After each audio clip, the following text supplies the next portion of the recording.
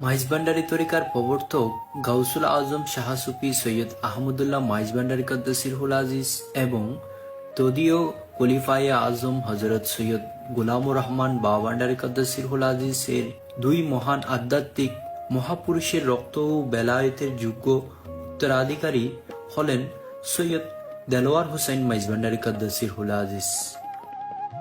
তিনি 27শে ফেব্রুয়ারি 1893 খ্রিস্টাব্দ 13 ফাল্গুন 1299 বাংলা সন জন্মগ্রহণ করেন।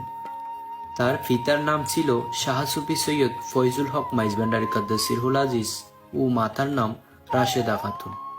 তার দাদার নাম মাইজভান্ডারী তরিকার প্রবর্তক হযরত গাউসুল আজম মাইজভান্ডারী কদ্দসিরহুল আজিজ।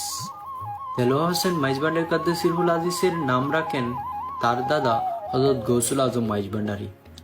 দেলোয়ার অর্থ যোদ্ধা বা সেনাপতি। হুসাইন